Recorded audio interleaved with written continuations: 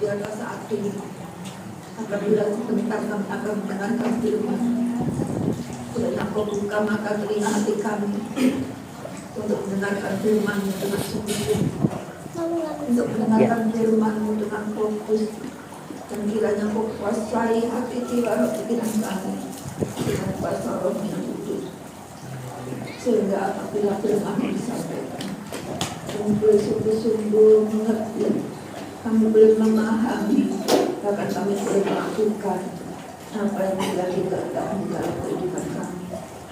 Dan pagi ini Tuhan, kiranya Kau kuasai hati roh tubuh kami, kuasai ruangan ini dengan kuasa Roh, dan kiranya Roh saja yang bekerja, Roh saja yang berfirman, kiranya Kau sendiri yang bersabda kepada kami semua, sehingga Tuhan kami boleh pulang dengan berkat-berkat Tuhan. Terima kasih Bapa, terima kasih Tuhan. Berfirmanlah, bersabdalah, kami siap mendengarnya.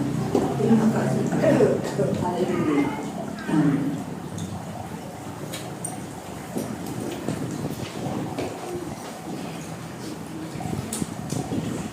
Shalom.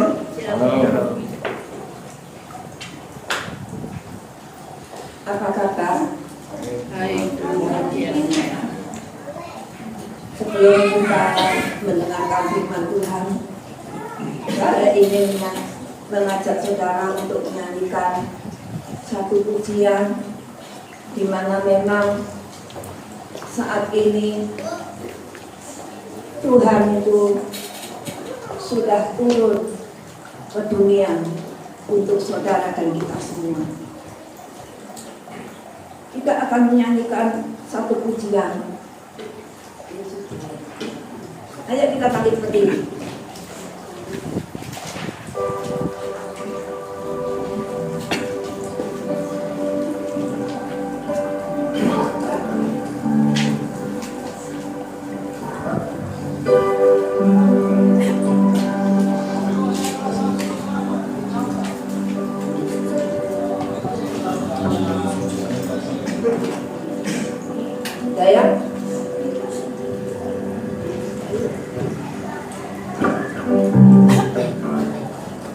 Yesus jalan kebenaran, jalan kehidupan. Yesus akan tahu, aku percaya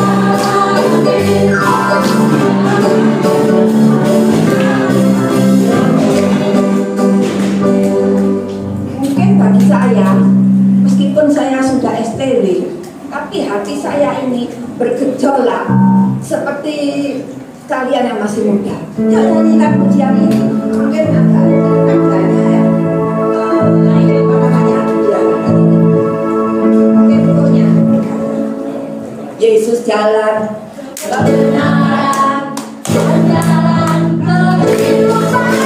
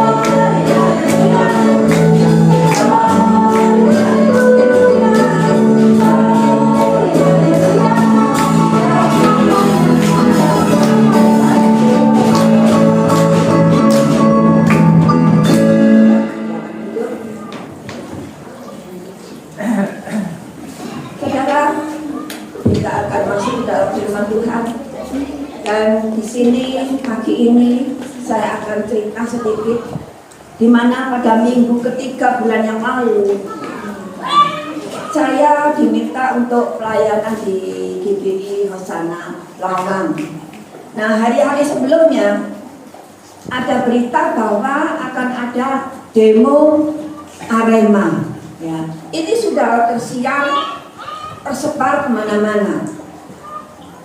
Nah, untuk itu, untuk menghindari demo, kami lewat jalan tol. Ya. Nah, kami berangkatnya jam 6:04, demonya jam 7. Jadi untuk menghindari itu kami lewat di jalan tol, pulangnya kami juga lewat di jalan tol. Nah, apa hubungannya dengan firman Tuhan ya pagi hari ini? Kita akan lihat ya. Saya mendapatkan instruksi dari pusat, dari sinode pusat, bahwa tema firman Tuhan adalah seperti di belakang saya, Yesus datang untuk mengubah jalan hidupku. Ayatnya di dalam Matius, kita akan baca Matius ya. Matius pasal yang kedua. Nah, saya kira ini sudah tidak asing lagi bagi kita, tapi saya akan membaca, nanti bisa baca keseluruhannya di rumah. Saya akan baca ayatnya yang ke-12. Dan karena diperingatkan dalam mimpi supaya jangan kembali kepada Herodes, maka pulanglah mereka ke negerinya melalui jalan lain. Nah, berikut ini mengisahkan tentang kelahiran Yesus di Bethlehem. Dan kita lihat bahwa di dalam ayat yang 11, kalau orang-orang Majus datang dari timur ke Bethlehem hanya ingin menyembah Yesus. Nah, ya. Tentunya ini terjadi pada zaman Herodes dalam ayat yang pertama ya, pada zaman Herodes. Ayat yang ketiga, Herodes mendengar berita kelahiran Yesus. Begitu Herodes mendengar kabar itu, ia mengumpulkan imam-imam kepala dan ahli Taurat untuk minta keterangan di mana Yesus akan dilahirkan. Begitu Herodes itu mendengar kelahiran Yesus, Herodes terkejut. Ya.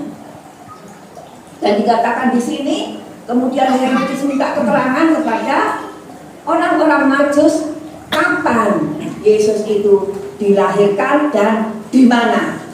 Kemudian Herodes setelah mendapatkan jawaban, Herodes memanggil orang-orang Majus dan sudah mengetahui itu, kemudian menyuruh orang-orang Majus itu dalam ayat yang ke-8, pergilah. Pergilah dengan pesan, carilah anak itu dengan teliti, dan kalau kalian sudah menemukan dia, beritahu aku supaya aku juga pergi menyembah dia. Ayat 9, dengan petunjuk dan tuntunan bintang sampailah orang-orang Majus itu di Bethlehem tempat Yesus dilahirkan. Lalu masuklah mereka ke dalam rumah itu, melihat anak itu bersama Maria ibunya, lalu sujud menyembah dia. Mereka juga mempersembahkan persembahan emas, kemenyan dan mur. Ayat 12, Allah memperingatkan dalam mimpi supaya jangan kembali kepada Herodes, jadi mereka sudah melalui. Itu tadi ringkasan dalam perikop ini. Nah, sekarang kita akan mengupas, kita akan membahas, juga kita akan pelajari bersama. Nah, berita kelahiran Yesus dari dulu sampai sekarang selalu menggemparkan. Berita kelahiran Yesus selalu membuat heboh. Ya. Itu kedatangan Yesus yang pertama kali, yaitu Yesus lahir sudah keluar. Di mana Herodes pada saat itu ingin sekali, getol sekali mencari tahu Yesus lahir di mana. Demikian juga nanti pada akhir zaman, berita kedatangan Yesus yang kedua kali, di mana Yesus akan lahir sebagai raja di atas segala raja. Berita ini nanti sangat mengejutkan, bukan hanya kelompok kecil satu daerah, tapi berita kelahiran Yesus kedatangan Yesus yang kedua nanti ini akan menggemparkan, akan membuat heboh seluruh dunia. Mengapa? Sebab dunia saat ini dikuasai oleh setan. Dunia saat ini dikuasai oleh iblis.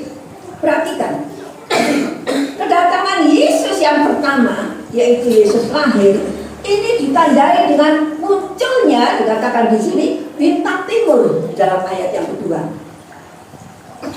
Sedangkan kedatangan Yesus yang kedua kali ditandai dengan Lukas 21 ayat 25 sampai dengan 28. Ayo saya ingin baca ini ya. Lukas 21. Supaya kita ngerti, ini penting ya untuk kita tahu. Saya kira sinodal nggak sembarangan membuat tema ya. Lukas berapa tadi? 21 ayat 25.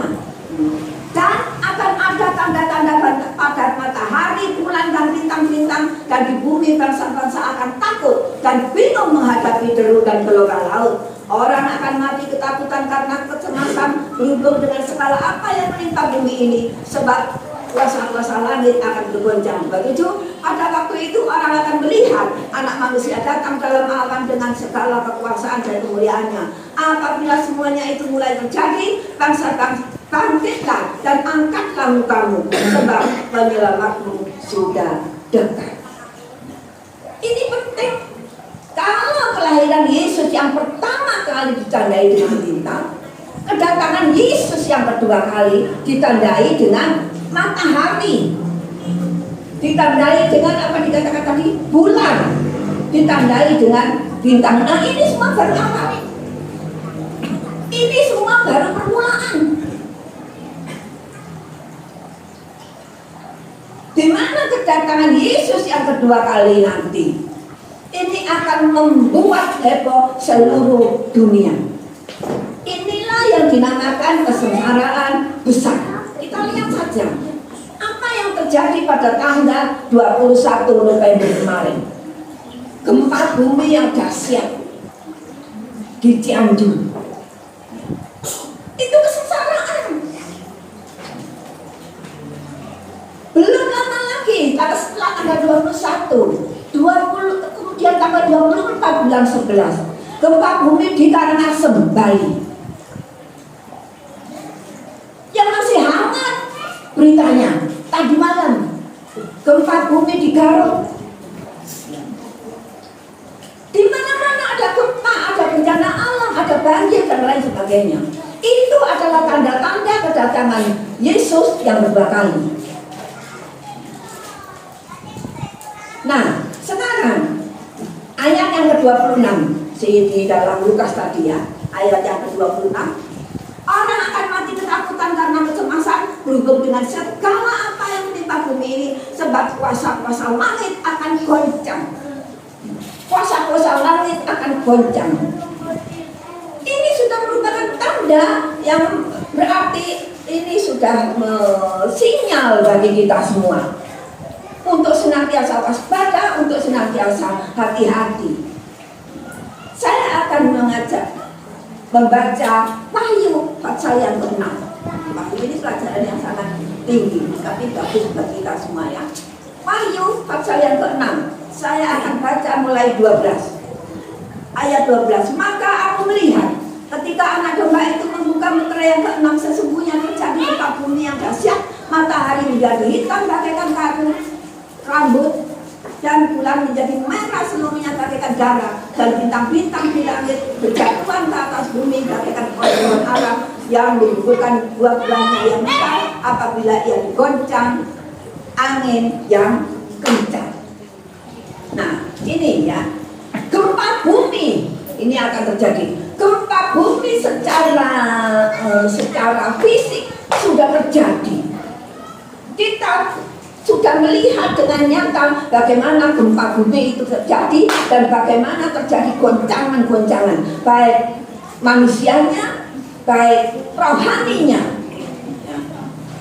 Ini karena goncangan.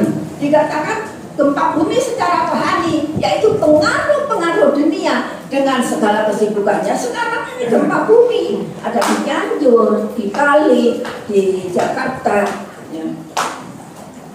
Semuanya itu pasti mendatangkan kesukaran, kesulitan, kesengsaraan. Tidak ada air, ya. Bahkan ada berita yang tidak ada jamban. Saya mau ngomong lagi, kalau tidak ada jamban, kalau mau ikut kemana? Ya, di pengungsian tidak ada jamban. Kalau mau ikut kemana? Ya ngeduk. Habis itu jadi urut. Seperti apa kalau gitu? Kucing katanya. Ya itu yang terjadi sekarang. Kesulitan. Sudah kebelet.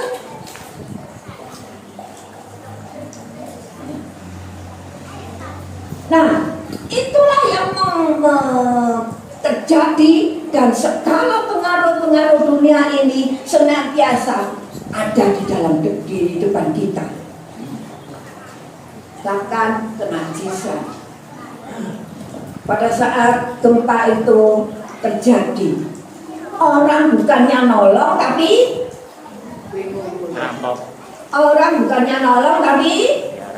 nyolong. Bukan nolong tapi nyolong. Mengapa terjadi hal ini? Sebab akibat dibutakan, matanya dibutakan oleh ilah zaman ini. 2 Korintus 4 ayat yang keempat. Sehingga apa? Namanya buta, artinya di situ tidak dapat melihat kemuliaan Allah, tidak dapat melihat cahaya terang Kristus, sehingga kabur. Tidak peduli mereka itu susah, tidak peduli mereka itu kehilangan keluarga, tidak peduli mereka itu kehilangan saudara, kehilangan anak, kehilangan istri, suami.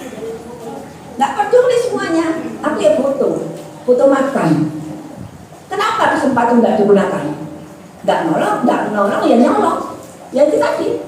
Karena ini sudah buta, dibutakan oleh ilah zaman ini. Pertama, akibat yang pertama yaitu kegelapan rohani. Di dalam Wahyu 6 tadi ya, Wahyu 6 tadi ayatnya yang ke 12, 13. Maka aku melihat yang terjadilah gempa bumi yang dahsyat dan matahari hitam bagaikan karung anggur dan bulan menjadi merah seluruhnya, bintang berjatuhan ke atas bumi semuanya menjadi. Matahari menjadi hitam, artinya tidak ada lagi kasih Allah, artinya sudah kehilangan kasih Allah, artinya apa? Mentoloan, tidak peduli seiman. Karena apa? Matanya buta. Mata rohaninya itu sudah buta, tidak melihat hal-hal yang seperti itu. Kasih Allah sudah hilang. Bulan menjadi merah itu artinya sudah tidak ada pengampunan lagi. Tiada maaf bagimu. Bintang-bintang berjatuhan ini artinya Roh Kudus itu sudah tidak bekerja lagi karena manusia sudah jatuh di dalam dosa. Manusia sudah tidak mendengarkan lagi akan suara Tuhan. Berarti apa? Manusia, termasuk kita, termasuk pelayan-pelayan Tuhan, termasuk hamba Tuhan, termasuk jemaat Tuhan, itu hidup di dalam kegelapan, hidup dalam kejahatan, dalam kenajisan, kawin mengawinkan dan lain sebagainya. Bahkan timbul kebencian yang tidak beralasan. Tidak ada penyebabnya, tapi kok bisa benci semua hati. Ini yang pertama.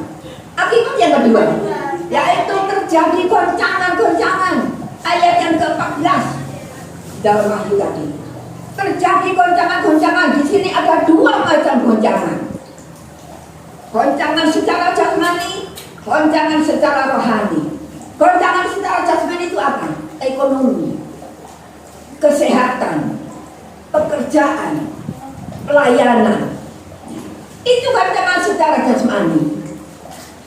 Artinya orang yang tidak bisa hidup bermasyarakat, orang tidak bisa lagi hidup bersosialisasi.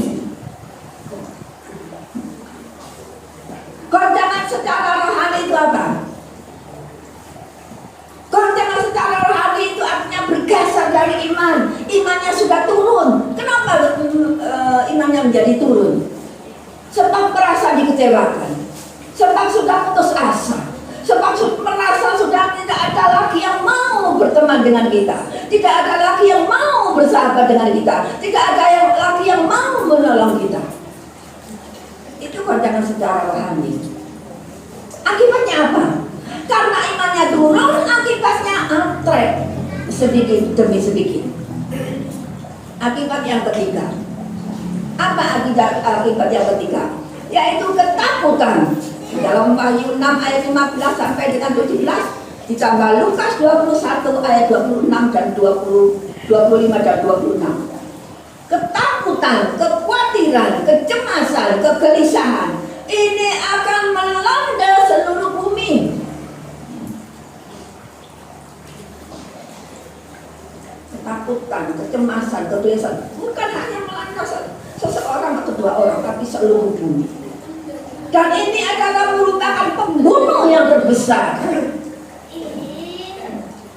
di akhir zaman nanti. Mengapa? Sebab manusia sudah tidak tahan lagi. Manusia sudah tidak kuat lagi untuk menghadapi tekanan-tekanan dunia. Manusia tidak kuat lagi untuk menghadapi tekanan-tekanan orang-orang di sekitar kita, tekanan-tekanan dari keluarga, mungkin dari tekanan-tekanan dari teman sepelayanan. Itu yang terjadi nanti. Sehingga apa?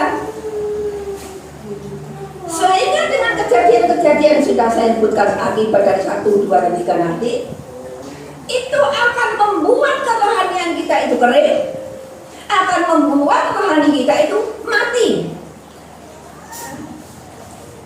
Kalau rohaninya sudah mati, tidak ada kepuasan, tidak ada gairah, mau latihan, malas gremes, letok, satu belah, terus gak ke gereja.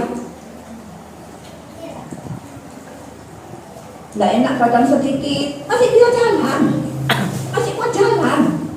Tapi karena sudah nggak ada gairah, karena sudah rohaninya sudah kering, karena sudah mati, sehingga nggak ada kerinduan untuk datang beribadah kepada Tuhan. Itu hitungan. Mengapa? Ya karena tidak tahan untuk menghadapi goncangan-goncangan yang saya sebutkan tadi.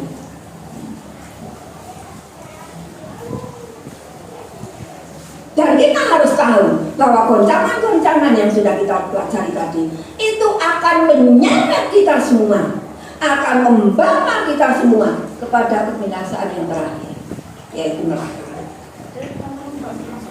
Siapa yang mau ke neraka? Tidak ada yang mau kan? Pasti maunya yang ke surga. Nah ini nanti yang akan terjadi di akhir zaman. Dan ini sudah terjadi. Tanda-tanda sudah nyata. Apa maksudnya? Maksudnya adalah untuk menyadarkan kita, untuk mengingatkan kita, supaya kita waspada, supaya kita hati-hati. Dalam Lukas 21 ayat yang ke-36, supaya kita luput dari murka Allah. Kita akan kembali ke bacaan semula di dalam Matius tadi. Ayat yang ketiga. Ketika Raja Herodes mendengar hal itu, yaitu mendengar berita kelahiran Yesus, terkejutlah ia beserta seluruh Yerusalem. Mengapa Herodes terkejut? Begitu Herodes itu mendengar kelahiran Yesus, Herodes terkejut. Mengapa? Pasti ada penyebabnya, pasti ada alasannya. Sebab Herodes ini merasa disaingi. Herodes tidak ingin supaya dengan kelahiran Yesus nanti dia akan berada di bawahnya. Herodes merasa itu saingan berat. Herodes merasa dia akan kalah. Herodes merasa dia akan tersingkir, tidak mau dikalahkan, artinya mau menang sendiri. Nah, ini juga sering terjadi di gereja. Di gereja seperti ini sering terjadi. Di gereja, dimanapun, di organisasi manapun, itu sering terjadi seperti ini. Tidak mau dikalahkan, tidak mau mengalah, tidak mau tersingkir. Artinya saingan, tidak mau disaingan, jor-joran. Jadi terkejar berarti apa? Iri hati dan perselisihan. 1 Korintus 3, saya ingin baca yang ini. 1 Korintus 3. 1 Korintus 3. 1 Korintus 3 ayat 1 sampai dengan 3. Dan aku saudara-saudara pada waktu itu tidak dapat berbicara dengan kamu seperti dengan manusia rohani, tetapi hanya dengan manusia duniawi yang belum dewasa dalam Kristus. Susulah yang diberikan kepadamu, bukan makanan keras, sebab kamu belum dapat menerimanya, dan sekarang pun kamu belum dapat menerimanya, karena kamu masih manusia duniawi. Sebab jika di antara kamu ada iri hati dan perselisihan, bukanlah hal itu menunjukkan bahwa kamu manusia duniawi dan bahwa kamu hidup secara manusia. Nah, jemaat di Korintus ini berusaha untuk dapat mengalami berkat Tuhan. Kita semua pasti kepingin berkat Tuhan, kepingin mengalami berkat Tuhan, kepingin mengalami mujizat berikutnya. Tetapi dikatakan di dalam Korintus ini di sini tidak mau dan tidak berusaha untuk meninggalkan kehidupan yang lama. Mau berkatnya, tidak mau meninggalkan kehidupan yang lama. Dikatakan di sini tidak mau meninggalkan perbuatan lama, tidak mau meninggalkan pakaian lama, malah ingin pakaian yang baru, tapi pakaian yang lama tidak sama saja dengan pakaian yang lama masih dipakai, dirangkupi dengan pakaian yang baru. Nanti bisa coba 1 Korintus 3. 1 juga dibaca kajian 1 Korintus 3 ayat 1 dan 6. Nah, iri hati ini pasti menimbulkan perselisihan dan pertengkaran, bahkan kebencian dan perpecahan. Mengapa seringkali firman Tuhan yang keras? Katanya nyindir. Seringkali kalau ada pendetanya menyampaikan firman Tuhan yang keras, katanya sengaja. Pada saat saya pelayanan di Lawang, begitu selesai ibadah, kami mau pulang, ada satu jemaat yang mengatakan ke saya, Bu, terima kasih firman-Nya, itu membuat saya ini, dia ini sedang mengikuti pelajaran Alkitab secara online, dia mengikuti itu. Jadi dia merasa dia itu termotivasi, merasa dia itu belajar. Terus saya bilang, maaf ya Mbak, kalau mungkin firman Tuhannya terlalu keras kayak gitu. Oh, enggak apa-apa, saya senang kalau firman Tuhannya keras. Kalau firman Tuhan susu aja enggak pinter-pinter, ya puji Tuhan, berarti firmannya diterima. Ya ini ya, seharusnya kita bersyukur dan terima kasih pada Tuhan. Dengan firman Tuhan yang keras berarti kita itu diingatkan, berarti kita itu ditegur, tujuannya untuk mengucikan, untuk menguduskan kehidupan kita masing-masing, ya. Hanya untuk menyambut kedatangan Yesus yang kedua kali nanti. Menyambut kedatangan Yesus nanti, hati kita, pikiran kita harus suci dan kudus di hadapan Tuhan. Dengan firman Tuhan yang keras, teguran yang keras, supaya kita itu tahu kesalahan kita. supaya kita tahu kelemahan kekurangan kita. Jangan membuat ulah seperti Herodes. Ada yang namanya Herodes di sini? Ada yang namanya Herodes? Kenapa tidak pakai nama Herodes? Karena jahat, ya kan? Karena Herodes itu jahat, punya pikiran jahat. Jangan kita membuat ulah seperti Herodes. Ini adalah karena perbuatan yang jahat, ini adalah gambaran dari iblis. Dan ini biasanya terjadi pada saat seperti sekarang ini, pada saat Natal. Ribut soal pembagian upah, ribut soal dana, ribut soal makanan. Lah ini yang seringkali terjadi pada saat-saat seperti ini, ribut soal makanan. Kenapa? Karena ada faktor iri. Aku kok gak dikasih, aku kok gak dapat hadiah, hadiahku kok cuma ini, hadiahnya si A gede. Ini karena ada faktor ini dalam hati kita, menyusup dalam hati kita saat Natal seperti sekarang ini. Itu adalah pikiran Herodes, adalah jalan Herodes yang menguasai kita saat ini. Karena apa? Karena hanya mengikuti keinginan daging, hanya mengikuti kepuasan daging. Itu artinya kita mengikuti jalan Herodes.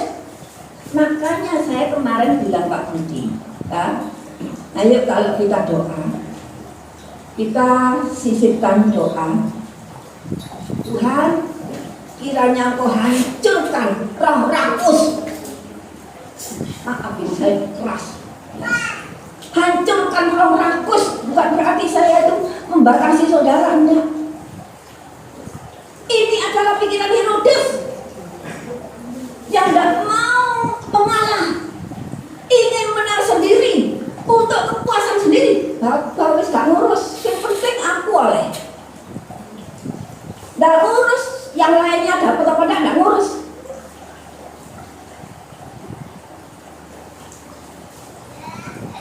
Jangan sampai terjadi di tempat ini. Ingat, firman Tuhan itu adalah bagaikan pedang bermata dua yang dapat menyabet ke sana kemari, bahkan dapat memisahkan tulang dan sumsum dari tubuh kita. Ibrani 4 ayat yang ke-12. Maaf ini firman Tuhan harus saya sampaikan meskipun keras. Yang berikutnya, yang kedua,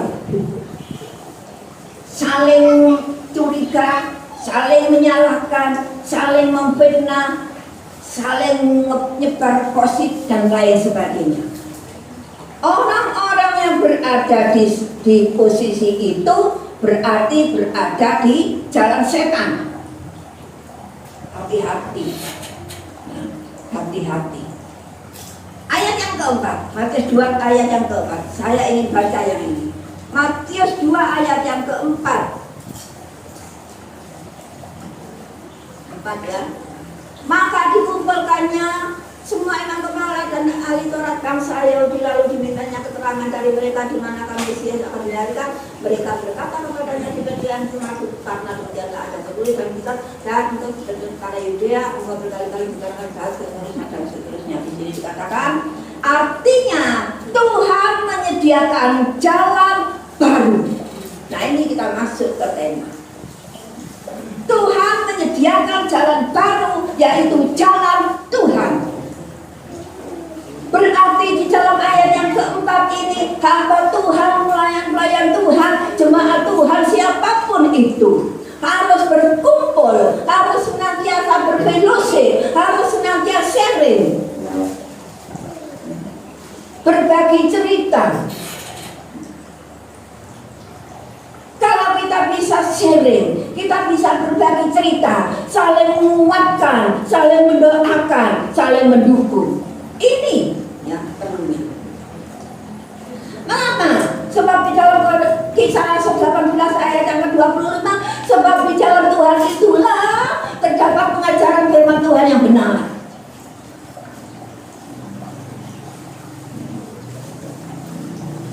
Ibrani 10 ayat yang ke-20, Yesus adalah jalan kebenaran. Yohanes 14 ayat yang ke-6, akulah jalan kebenaran dan hidup. Jalan Tuhan itulah pengajaran yang benar.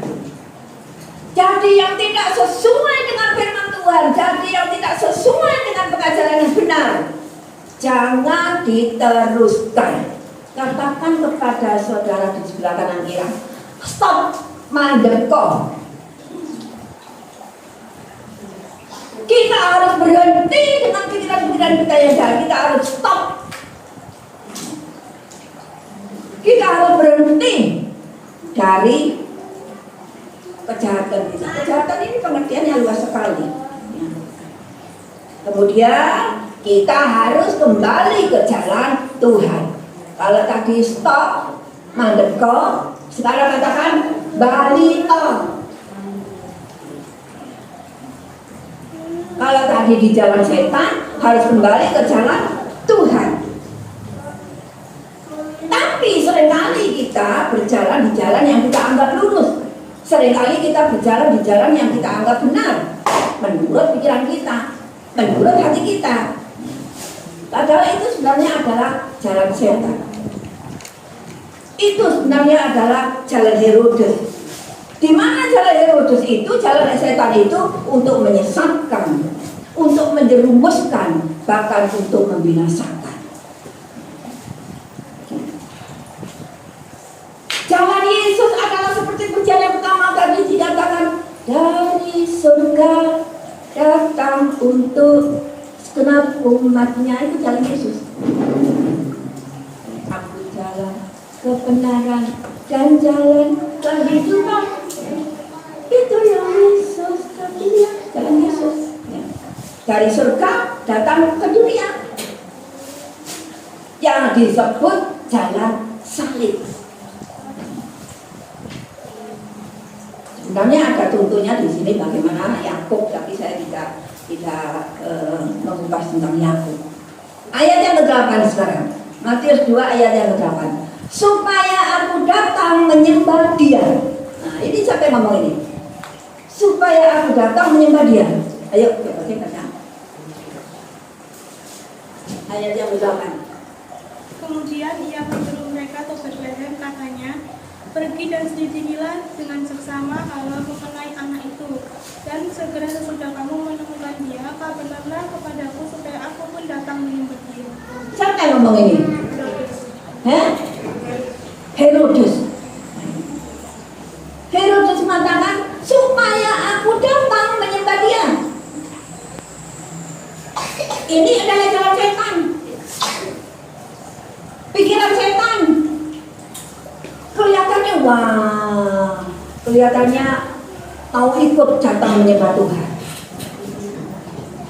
Tetapi sebenarnya jalan setan ini adalah orang yang hidup dalam kepura-puraan, orang yang hidup dalam kemunafikan, orang yang hidup dalam kenajisan, orang yang hidup dalam kepalsuan. Nah, banyak orang-orang yang semacam itu di dalam gereja. Kalau menyanyi, menyembah Tuhan, memuji Tuhan, kelihatannya seperti yang rohani.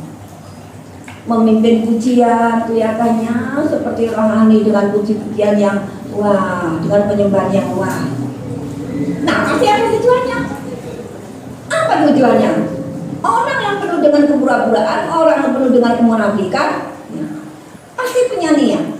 Apa tujuannya? Yaitu ingin mencerai-beraikan tubuh Kristus. Saudara dan saya adalah anggota Kristus. Kepalanya adalah Yesus Kristus. Kalau Yesus Kristus sembah kepalanya, kita adalah tubuh Kristus.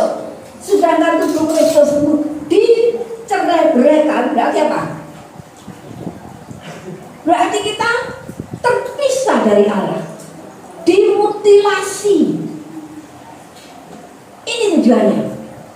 Hati-hati dengan orang yang hidup dalam kepura-puraan, pura-pura baik dalam ibadah, pura-pura baik dalam pelayanan, tetapi sebenarnya tujuannya untuk memporak-porandakan jemaat supaya kocar kacir. Kalau aku tidak berjalan.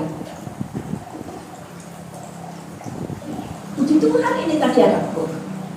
Saya bersyukur sekali. Jangan merasa kalau tidak ada aku tidak jalan. Demikian juga saya berharap dan saya inginkan meskipun saya dari sini tetap jalan. Ada doa, Mas? Sudah dilaksanakan belum?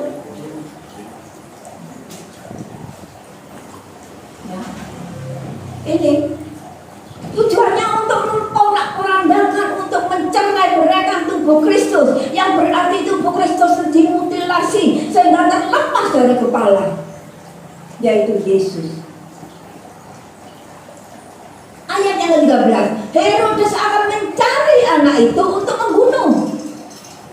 Herodes mencari untuk membunuh Yesus, yaitu tadi pelayanan yang pura-pura, ibadah yang pura-pura, pelayanan yang munafik, ibadah yang munafik. Itu berarti menolak firman Tuhan, menolak kebenaran firman Tuhan.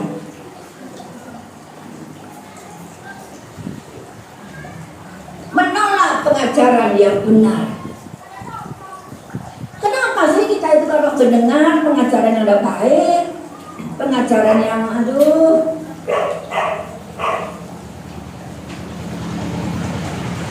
kita senang sekali.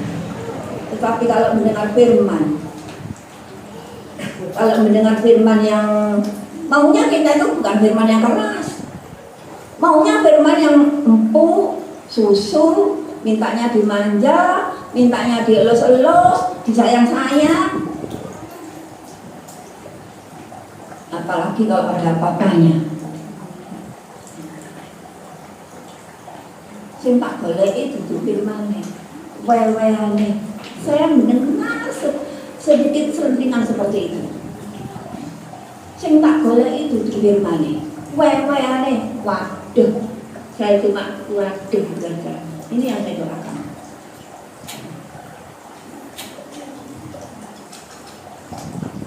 Sangat disayangkan kalau punya pikiran seperti itu. Makanya saya tadi datang ke sini. Ada yang mengatakan ke saya, coba sekali-sekali, tidak usah bawa pepean. Bisa enggak? Tetap setia kepada Tuhan. Bisa enggak? Tetap takut akan Tuhan. Firman Tuhan itu merupakan kebutuhan bagi kekayaan kita. Tanpa firman Tuhan kita tidak bisa berbuat apa-apa. Firman Tuhan itu merupakan kekuatan bagi kita. Dalam menghadapi situasi dunia apapun, kita tetap kuat di dalam Tuhan.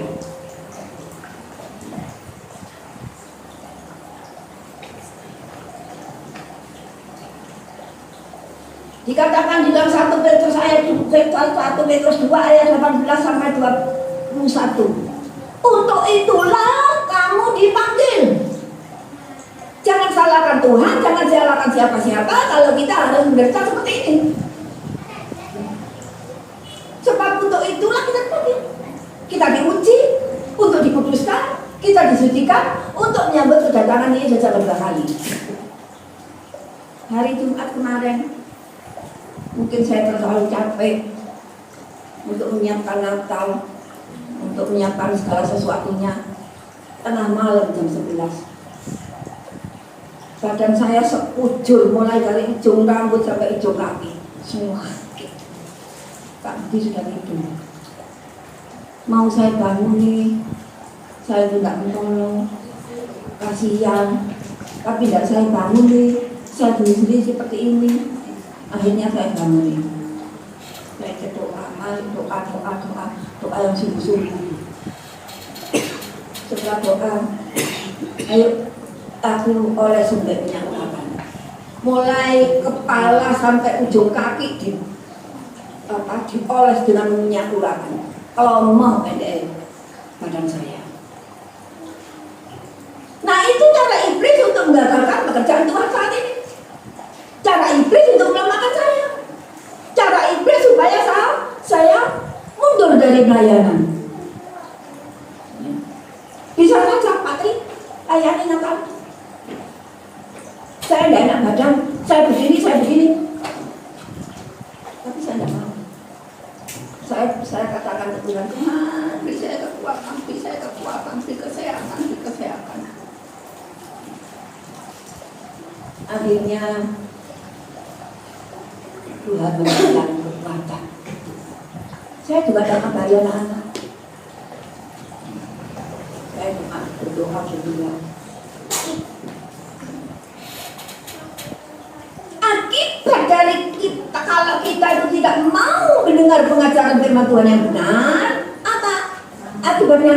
Kita tidak akan mengalami perubahan hidup zaman ini. Akibat kalau kita tidak mau mendengarkan pengajaran firman Tuhan yang benar, artinya kita menolak Yesus. Jangan harap hidup kita akan bisa berubah.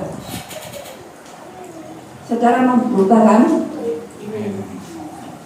Berubah lebih baik atau lebih buruk? Lebih baik pastinya. Ya ayo kalau mau berubah lebih baik. Kalau mau berubah lebih baik ya harus kita rela meninggalkan manusia lama kita. Kita harus rela meninggalkan segala keangkuhan hidup kita. Kita tidak bisa berbuat apa-apa. Orang yang seperti ini biasanya orang yang hidup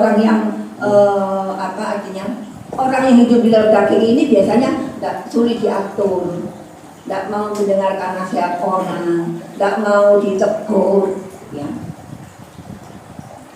Tidak mau diproses, tidak mau dibentuk. Waduh sakit sedikit aja wis istilahnya adu mbok adu biung.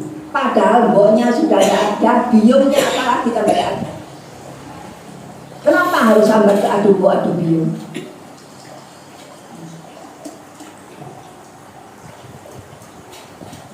Nah ini kalau kita mau berubah hidup kita, langkah kita seperti tadi. Dikatakan tadi orang Majus itu mempersembahkan emas, mur, dan kemenyan. Saya tidak akan bahas lebih lanjut, cuma saya akan sedikit saja. Emas itu adalah kasih Allah, mur adalah darah Yesus yang menghapus dosa kita, kemenyan adalah penyembahan yang benar. Tadi sudah dikatakan berarti kita harus menyembah dengan benar. Itu adalah kemenyan. Nah, sekarang ayat yang ke-12. Karena didengarkan dalam mimpi kepada orang-orang Majus seperti kepada Yesus, ayat 12. Ini adalah tanda Allah, cara Tuhan untuk menyelamatkan. Cara Tuhan untuk menyelamatkan. Nah, disinilah kalau Tuhan itu ingin menyelamatkan kita, kalau kita itu ingin diselamatkan oleh tangan Tuhan, apa di sini? Dituntut ketaatan. Kita dituntut ketaatan. Coba bayangkan ya. Yusuf suami Maria enak-enak tidur nyenyak, tengah malam dibangunkan oleh malaikat, ya kan? Berapa itu? Enak-enak tidur ini pasal 1. Tetapi ketika ia dengan masuk ke malaikat Tuhan nampak dalam badannya dalam mimpi, dan Yusuf pernah tahu janganlah engkau takut melalui seperti ini, sebab anak yang dikandung ini. Kemudian dikatakan di sini bahwa Yusuf tengah malam itu ayat yang ke-13, ke-14, 14.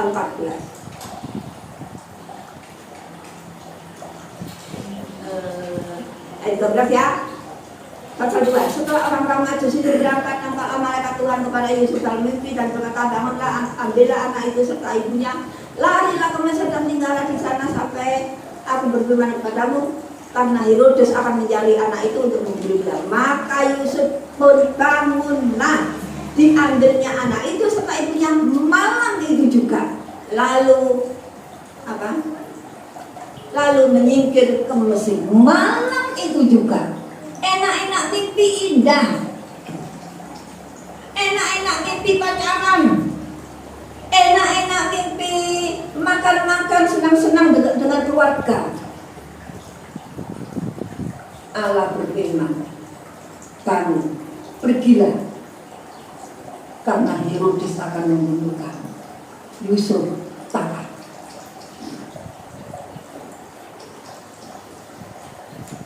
Bisakah kita melakukan kehendak Tuhan secara mendadak? Bisa enggak?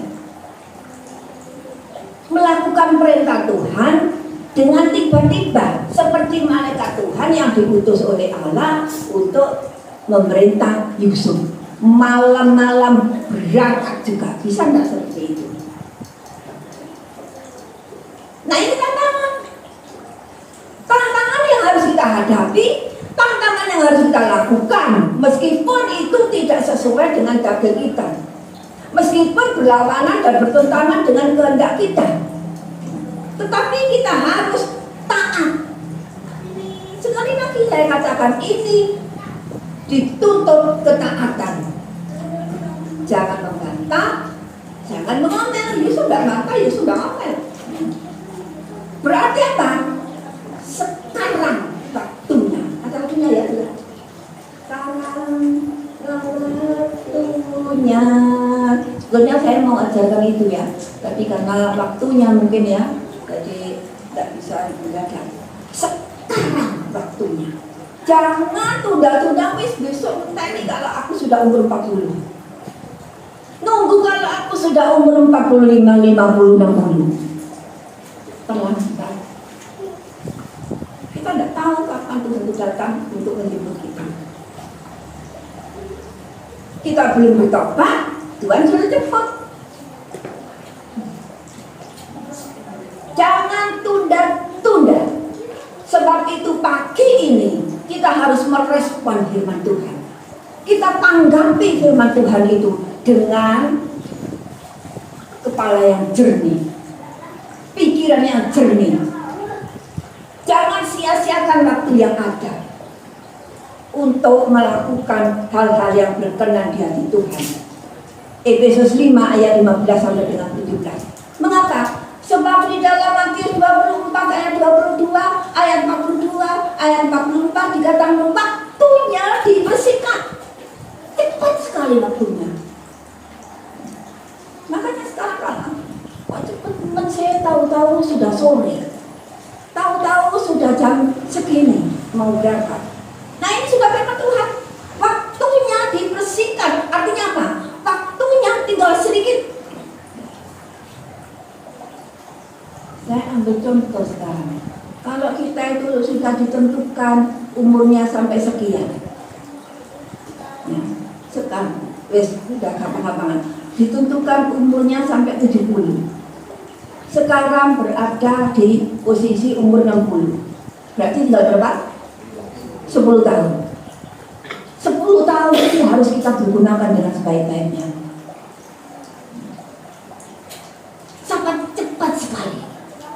Lakukan 10 tahun ini dengan hal-hal yang berguna, hal-hal yang berkenan di hati Tuhan. Sebab dikatakan di dalam 1 Korintus 4 ayat yang ketiga, sudah banyak waktu yang kamu habiskan untuk kepentingan kamu. Untuk kepentingan kita menghabiskan waktu Senin, Selasa, Rabu, Kamis, Jumat, Sabtu, 6 hari. Ibadah cuma minggu tok. Paling banter cuma 2 jam. Masa 2 jam itu dalam ibadah disambi sembarang kali, disambi rasan-rasan, disambi ngerumpi, disambi mainan di gereja. Ayo kita menyanyikan. Gunakan waktu ini dengan sebaik-baiknya, sebab waktunya tinggal sedikit. Nah, kita harus bangkit bersama Yesus. Nah.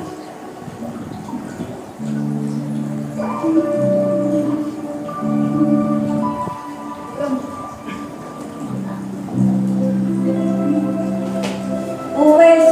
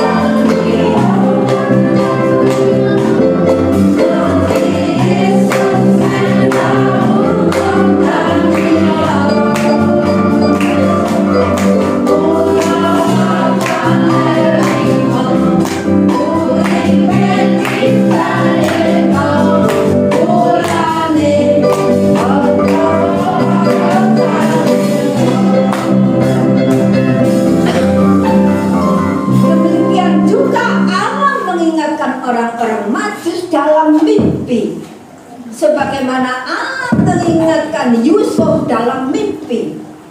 Dikatakan di sini, jangan kembali kepada Herodes. Maka pulanglah mereka ke negerinya melalui jalan lain. Jangan kembali kepada Herodes seperti saya katakan di awal. Kalau pada waktu-waktu yang lalu kita berada di jalan Herodes, artinya kita berada di jalan yang sudah karuan, amburadul, hidup tak berkenan di hati Tuhan, omong kasar, nyente sana, nyente kiri, waduh pokoknya hidupnya sangat tidak berkenan. Ini jalur dikatakan di sini, kembalilah, pulanglah melalui jalan lain. Tentunya saudara dan saya ingin berubah. Dikatakan di sini, Yesus datang untuk mengubah hidup kita semua. Kalau kita mau mengubah hidup kita, ayo kita belajar untuk meninggalkan kenajisan kita, meninggalkan kemunafikan kita, meninggalkan kepura-puraan kita. Pulanglah, itu berarti kita itu baru bepergian. Pergi kemana? Mengembara, ngencer, jalan-jalan menurut kemauan kita sendiri, untuk memuaskan daging kita sendiri, untuk foya-foya. Sekaranglah waktunya untuk kita kembali ke jalan Tuhan. Artinya kita harus bertobat. Jangan lagi kita mengikuti kemauan kehendak hati kita sendiri. Jangan lagi kita mengikuti kemauan untuk kepuasan daging kita sendiri. Jangan lagi kita untuk menuruti kesenangan kita sendiri. Tetapi mari firman Tuhan ini dengan jelas, pulanglah, bertobatlah, baliklah. Balik dari jalan Herodes kepada jalan Tuhan. Saya yakin dan percaya melalui firman Tuhan ini, Tuhan pasti mengubah kehidupan saudara dan saya. Amin. Dan Yesus memberkati. Ayo kita akan terapkan firman Tuhan ini setelah kita pulang dari sini. Memang di dunia ini banyak jalan alternatif, pengobatan alternatif. Siapa yang pernah datang ke pengobatan alternatif? Ya. Jangan. Ya. Jalan alternatif, ya. Jalan yang singkat. Seperti saya tadi berangkat ke Lawang, lewat jalan alternatif untuk menghindari demo. Tetapi jalan alternatif, jalan setan, jangan kita ikuti. Kita harus kembali ke jalan Tuhan. Ya. Maka disitulah kita akan menemukan kebenaran firman Tuhan, dan pasti hidup kita diubahkan. Amin. Tuhan Yesus memberkati, dan kita akan balik berdiri, kita menyanyikan pujian semakin mulia.